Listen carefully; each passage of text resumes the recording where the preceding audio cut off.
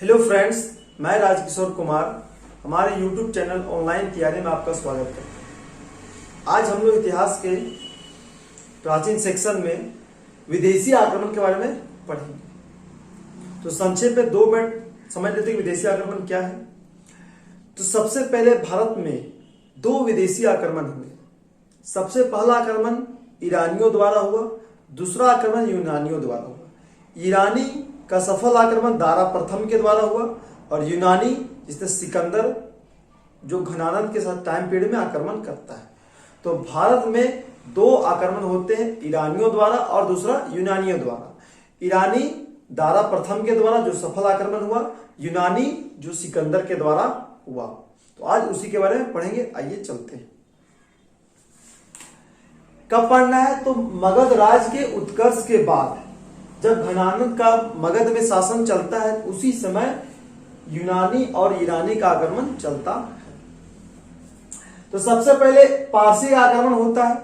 ये घनानंद के टाइम पे आक्रमण करता है, पर इससे पहले आक्रमण करता है। तो पारसी ईरानी आक्रमण, ठीक है। ईरानियों द्वारा भारत में सर्वप्रथम आक्रमण किया जाता है। तो यहां मैंने लिखा है प्राचीन भारत में विदेशी आक्रमण, पहला ईरानी और दूसरा यूनानी आक्रमण। पारसी मतलब ईरानी आक्रमण किसके द्वारा किया गया? तो हकमनी वंश के शासकों द्वारा किया गया। मैं यहां लिख सकता हूं, हकमनी वंश के शासकों द्वारा किया गया, ईरानियों द्वारा किया गया। शासक का नाम क्या है? साइरस द्वितीय। तो ईरान के शासक साइरस द्वितीय जो हकमनी वंश का था, वह आक्रमण किया भारत के पश्चिम भाग पर, भारत के पश्चिम भाग पर आक्रमण किया, जो असफल रहा। क्या रहा? असफल। आक्रमण किया, ईरान से आया था, पश्चिम भारत पर आक्रमण किया, परंतु असफल रहा। उसके उत्तराधिकारी 516 ईसा पूर्व में डेरियस प्रथम या दारा प्रथम आक्रमण किया पश्चिम भारत में, उसका आक्रमण सफल रहा। ठीक है। तो सबसे पहले ईरानी आक्रमण किया, साइरस द्वितीय हकमनी वंश का शासक था, परंतु उसका आक्रमण असफल रहा। उसका उत्तराधिकारी आया डेरियस प्रथम या दारा प्रथम, 516 ईसा पूर्व में आक्रमण किया, पश्चिम भारत में आक्रमण किया, उसका आक्रमण सफल रहा। ठीक है। इसके बाद आक्रमण करने के बाद क्षेत्रों को जीता। किन किन क्षेत्रों को जीता? तो पंजाब सिंधु नदी के पश्चिमी क्षेत्र को जीता। ठीक है। ये पाकिस्तान में, वर्तमान में पाकिस्तान में। तो इन प्रदेशों को जीता कौन? तो दारा प्रथम। जब ये जीता तो ईरान का 20वां प्रांत बन गया। मतलब पहले से 19 था, और जब पंजाब और सिंध नदी के पश्चिमी क्षेत्र को जीता तो वो टोटल कितना गया? 20 प्रांत हो गया ईरान का।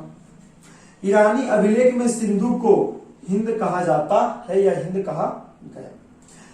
अब दारा प्रथम दोबारा भारत में आता है तो 522 ईसा पूर्व से 486 ईसा पूर्व तक शासन करता है भारत के विजित प्रदेशों में जो वे जीते थे। तो दारा प्रथम 522 ईसा पूर्व में आते हैं और 486 ईसा पूर्व तक रहते हैं। गांधार प्रदेश को विजय प्राप्त करता है। गांधार प्रदेश पर विजय प्राप्त करता है कौन? दारा प्रथम। इसका प्रमाण कहां से मिलता है? तो बहिस्तान अभिलेख से मिलता है कि दारा प्रथम 522 ईसा पूर्व में आकर गांधार प्रदेश पर विजय प्राप्त किया था। इसके उत्तराधिकारी कौन हुए? किसके उत्तराधिकारी? तो दारा प्रथम के उत्तराधिकारी नेक्स्ट राजा कौन बना? तो क्षयास राजा बना। दारा प्रथम अपने सैन्य बल में भारतीय सैनिकों की नियुक्ति बहुत अधिक संख्या में की, क्योंकि भारतीय बहुत ज्यादा संख्या में थे। उनकी नियुक्ति करने के बाद उन्हें कम वेतन में रखा जाता था। तो दारा प्रथम भारतीय सैनिकों की नियुक्ति अपने सैनिकों में बहुत अधिक संख्या में किए। पारसिक संपर्क कहने का मतलब, जब पारसी अर्थात ईरानी जब भारत के पश्चिमी क्षेत्रों में आए तो क्या हुआ? उन पश्चिमी क्षेत्रों में, सिंधु पंजाब के क्षेत्रों में क्या हुआ? तो खरोष्ठी लिपि का जन्म हुआ। और खरोष्ठी लिपि का जन्म कैसे हुआ? तो ईरानी लिपि का नाम है अरमाइक लिपि। ईरानी लिपि है अरमाइक लिपि, उसी लिपि के से उत्पन्न हुआ खरोष्ठी लिपि। कहां पे हुआ? तो भारत के पश्चिमी और पंजाब के सिंध क्षेत्रों में हुआ खरोष्ठी लिपि का जन्म। किस लिपि से? तो ईरानी के अरमाइक लिपि से। ठीक है। ये पढ़े हम लोग ईरानी आक्रमण। अब दूसरा आक्रमण यूनानियों द्वारा हुआ, उसको देख लेते हैं। यूनानी आक्रमण मकदूनिया, मैंने लिखा है मकदूनिया के शासक थे। अब यूनानी आक्रमण सर्वप्रथम कौन थे? सिकंदर। सिकंदर पर सिकंदर का आक्रमण। इसका जन्म कब हुआ? 356 ईसा पूर्व में जन्म हुआ था सिकंदर का। कहां पे हुआ था? तो मकदूनिया में हुआ था। पिता का नाम फिलिप द्वितीय। और पिता कहां के शासक थे? तो मकदूनिया के शासक थे। उसके पिताश्री फिलिप द्वितीय। किसके पिताश्री? सिकंदर के पिताश्री फिलिप द्वितीय मकदूनिया के राजा थे। गद्दी पर बैठा 336 ईसा पूर्व, मतलब 20 साल की उम्र में गद्दी पर बैठा। जब 336 में बैठा मतलब फिलिप द्वितीय की मृत्यु 336 ईसा पूर्व में हो गई होगी, तभी ना गद्दी पर बैठा। तो 336 ईसा पूर्व में फिलिप द्वितीय की मृत्यु के बाद 336 ईसा पूर्व में गद्दी पर बैठा। इसके गुरु का नाम क्या था? अरस्तु। किसके गुरु? सिकंदर के गुरु। जब ये सिकंदर आक्रमण करता घनानंद के टाइम पीरियड में, जब मगध में नंद वंश के शासक घनानंद के समय में सिकंदर का आक्रमण होता है, तो आक्रमण क्यों करता है? तो उसका रीजन क्या था? धन प्राप्ति की लालसा। धन को लूटने के बेसिस पर उसने आक्रमण किया कि भारत पे आक्रमण करेंगे, सिंधु पंजाब के क्षेत्रों में आक्रमण करेंगे, फिर धीरे आगे बढ़ेंगे। आगे बढ़ने के बाद जितने भी क्षेत्रों को हम से विजय प्राप्त करेंगे, उनसे हम क्या करें? धन लूटेंगे और मकदूनिया वापस लौटेंगे। तो धन प्राप्ति की लालसा से उसने आक्रमण किया। तो सबसे पहले विजय अभियान की ओर निकला, आक्रमण की ओर निकला। सिकंदर घर से निकला 326 ईसा पूर्व में। सबसे पहले बाल्क बैक्टीरिया पहुंचा, उसको जीता। फिर नेक्स्ट पहुंचा काबुल, इसको जीता। फिर पहुंचा हिंद कुश पर्वत, और हिंद कुश पर्वत से होकर खैबर दर्रा को पार करके अंततः कहां पहुंच गया? पश्चिमोत्तर भारत पहुंच गया। ठीक है, तो इतने प्रदेशों को जीतकर जब पश्चिम भारत पहुंचा तो 325 ईसा पूर्व को भारत पहुंचा। कब पहुंचा? 325 ईसा पूर्व। तो बैक्टीरिया को जीतते, काबुल को जीतते हुए हिंद कुश पर्वत खैबर दर्रा से होकर अंततः सिकंदर पश्चिम भारत पहुंचता है। और सबसे पहला आक्रमण तक्षशिला में करता है। और तक्षशिला में पहला आक्रमण करता है, वहां का राजा कौन था? तो आम्भी था। तो जब तक्षशिला में आक्रमण करता है सिकंदर, तो वहां के राजा आम्भी सिकंदर के सामने आत्मसमर्पण कर देता है कि मैं आपसे लड़ नहीं पाऊंगा, मैं आपके सामने घुटने टेकता हूं। तो उसने आत्मसमर्पण कर दिया। तो अब आत्मसमर्पण कर दिया तो बिना लड़े तक्षशिला किसका हो गया? सिकंदर का। फिर आगे बढ़ा सिकंदर। तो जब आगे बढ़ा तो पंजाब मिला। तो पंजाब के राजा थे पोरस। अब पोरस क्या था? आत्मसमर्पण करने वालों में से नहीं था। उसने युद्ध किया। कहां पे किया? तो झेलम नदी के किनारे, झेलम नदी के किनारे किया। इसलिए सिकंदर और पोरस के युद्ध को झेलम का युद्ध कहा जाता है या हाइडे स्पीच का युद्ध कहा जाता है।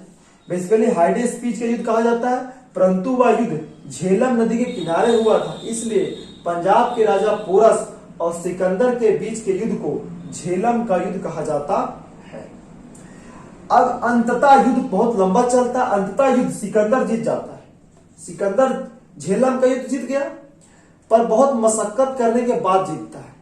तो सिकंदर पोरस की बहादुरी देखकर जीते हुए प्रदेश को वापस पोरस को लौटा देता है कि जिस प्रकार से तुम युद्ध किया बहुत काबिले तारीफ है।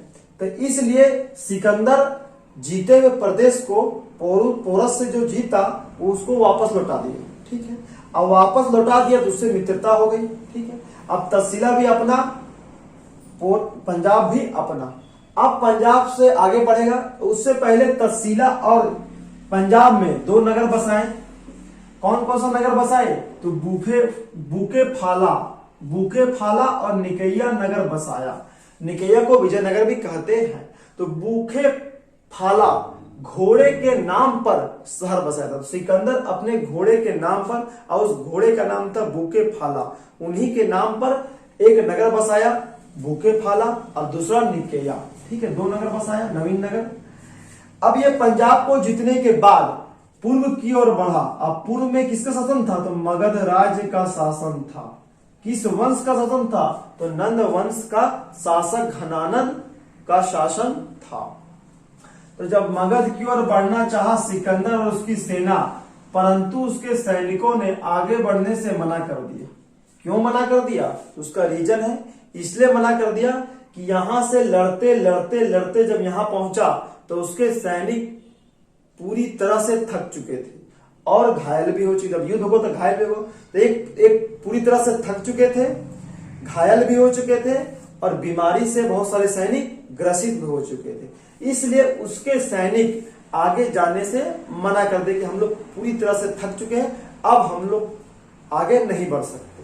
तो सिकंदर ने उसे बहुत प्रोत्साहन दिया, बहुत बोला कि आगे बढ़ो, परंतु उन्होंने नहीं माना और उसके सैनिक आगे बढ़ने से पूरी तरह मना कर दिए। सिकंदर भारत में 19 महीने रुका और जब 19 महीने रुका तो लगभग समय युद्ध में व्यतीत किया, लगभग समय युद्ध में व्यतीत किया। और इन्हीं व्यतीत के कारण इसकी सेना आगे जाने से मना कर देता। और एक और महत्वपूर्ण कारण था कि मगध में जो नंद वंश के शासक घनानंद थे वो बहुत शक्तिशाली शासक था, तो ये भी एक कारण था कि उसकी सेना आगे नहीं गई। जब सेना जब नहीं बढ़ी तो सिकंदर वापस लौट रहा था, कहां पर? अपना मकदूनिया लौटेगा। तो सिंधु नदी के मुहाने पर 2 भागों में उसकी सेना विभाजित हो गई, पहली जलमार्ग और दूसरी स्थल मार्ग। तो पहली जलमार्ग के नेतृत्वकर्ता कौन थे? निर्याकस थे, और दूसरा स्थल मार्ग के नेतृत्वकर्ता क्रेटेरस थे। तो जब सिंधु नदी के मुहाने तक पहुंची, मुहाना मतलब जब नदी समुद्र में मिल जाती है तो वो मुहाना कहलाती है। तो जब सिंधु नदी के मुहाने पर सिकंदर की सेना पहुंची तो 2 भागों में बट गई, एक जल मार्ग एक स्थल मार्ग। तो जल मार्ग के नेतृत्वकर्ता निर्याकस थे और स्थल मार्ग के नेतृत्वकर्ता क्रेटेरस थे। आगे बढ़ते हैं। सिकंदर का अंतिम विजय पाटन राज्य था। यह सबसे महत्वपूर्ण है कि सिकंदर सबसे लास्ट और अंतिम विजय किस प्रदेश पर किया? तो वो था पाटल राज्य। सिकंदर अपने विजित क्षेत्र को, जितने भी प्रदेशों को जीता, बैक्टीरिया हो गया, काबुल हो गया, पंजाब हो गया, तहसीला हो गया, जितने भी प्रदेशों को जीता हुआ, तो वापसी के दौरान उन्होंने 4 प्रशासनिक इकाइयों में बांट दिया विजित क्षेत्र को। जितने भी प्रदेशों को जीता था तो 4 भागों में बांट दिया और 4 भागों में वहां पर उत्तराधिकारी नियुक्त कर दिया। 4 भागों में बांट दिया और उत्तराधिकारी नियुक्त कर दिया और वापस लौटाया मकदूनिया। और सिकंदर की मृत्यु 323 ईसा पूर्व बेबीलोन में हो गई और उसका सपना अधूरा रह जाता। उसका सपना क्या था? पूरे भारत पर अपना साम्राज्य फैलाना, परंतु उनकी मृत्यु होती 323 ईसा पूर्व बेबीलोन में, तो सपना अधूरा रह जाता। अब परिणाम क्या हुआ? जब सिकंदर लगभग 19 महीने तक भारत में रहा तो उसका परिणाम क्या क्या हुआ? तो भारतीयों ने छत्र प्रणाली और मुद्रा निर्माण को अपनाया। छत्र प्रणाली कहने का अर्थ है कि जो यूनान में, मकदूनिया में जो गवर्नर होते थे उन्हें छत्रप कहा जाता था। तो वो जो प्रणाली थी वो भारतीयों ने एडॉप्ट कर लिया। मुद्रा निर्माण करने की जो कला थी वो अपना लिया। नेक्स्ट है गांधार शैली की कला को अपना लिया। गांधार शैली का अर्थ है मूर्ति कला। तो सबसे पहले गांधार शैली की जो कला देखने को मिलती है वह है गौतम बुद्ध की मूर्तियां। तो गौतम बुद्ध की मूर्तियों में गांधार शैली की कला दिखती है, उसको अपनाया। पश्चिम भारत का जो जलीय और स्थलीय संपर्क था वो स्थापित हो गया। किसके कारण? सिकंदर के कारण। क्यों हुआ? क्योंकि जब वापस लौट रहा था वो जल मार्ग और स्थल मार्ग दोनों से गया, तो इससे क्या हुआ? पश्चिम भारत में जब व्यापार होगा तो जल मार्ग से भी होगा और स्थल मार्ग से होगा। तो पश्चिम भारत का जो जलीय और स्थलीय मार्ग क्या हो गया? संपर्क स्थापित हो गया। ये भारत ने सिकंदर के आने के बाद जब वो लौट गया तो वो अपनाया। अब नेक्स्ट है फैक्ट्स। फैक्ट्स क्या है? तो सिकंदर के आक्रमण के समय पंजाब और सिंध प्रदेश में टोटल 28 स्वतंत्र राज्य थे। कितने थे? 28 स्वतंत्र राज्य। जब सिकंदर भारत पर आक्रमण कर रहा था उसमें पंजाब और सिंध को मिलाकर 28 स्वतंत्र राज्य थे। नेक्स्ट क्या है? तो सिकंदर का जन्म, मृत्यु और अंतिम संस्कार 3 अलग अलग देशों में हुआ। 3 अलग अलग देशों में कहां पे हुआ? तो जन्म हुआ मकदूनिया, यूरोप में पड़ता है। मृत्यु हुआ बेबीलोन, एशिया में पड़ता है। अंतिम संस्कार सिकंदरिया, अफ्रीका में पड़ता है। तो सिकंदर एकमात्र ऐसा शासक जिसका जन्म, मृत्यु और अंतिम संस्कार 3 अलग अलग देशों में हुआ। ठीक है, उसकी मृत्यु मात्र 33 वर्ष की अवस्था में हो गई। सिकंदर का सेनापति का नाम क्या था? Seleucus Nicator. सबसे इंपॉर्टेंट, सिकंदर का सेनापति का नाम सेल्यूकस निकेटर। तो हम लोग को कुछ ही बातों का ध्यान रखना है कि भारत में सर्वप्रथम विदेशी आक्रमण साइरस द्वितीय जो असफल रहा, इसके बाद उसका उत्तराधिकारी दारा प्रथम जिसका आक्रमण सफल रहा। वे थे ईरान से आए थे। नेक्स्ट है यूनान। सर्वप्रथम आक्रमण सिकंदर कहां पे किया? तो तस्सीला में किया। कहां से आया था? तो यूनान से आया था, परंतु खैबर दर्रा को पार करके भारत आया। तो पहुंचा जा सकता है कहां से आया? तो खैबर दर्रा को पार करके भारत पहुंचा और सबसे पहले तस्सीला पर आक्रमण किया। इसके बाद पंजाब में आक्रमण किया। पोरस राजा के साथ युद्ध हुआ और उस युद्ध का नाम झेलम का युद्ध कहते हैं। इसके बाद सिकंदर की मृत्यु 323 ईसा पूर्व में होगी बेबीलोन में। सिकंदर का सेनापति सेल्यूकस निकेटर। तो आपको वीडियो कैसी लगी? अगर आपको वीडियो पसंद आया तो वीडियो को लाइक करें, वीडियो को ज्यादा से ज्यादा शेयर कर दें और चैनल को सब्सक्राइब कर दें ऑनलाइन तैयारी को। फिर मिलते हैं नेक्स्ट वीडियो में। बहुत बहुत धन्यवाद। जय हिंद।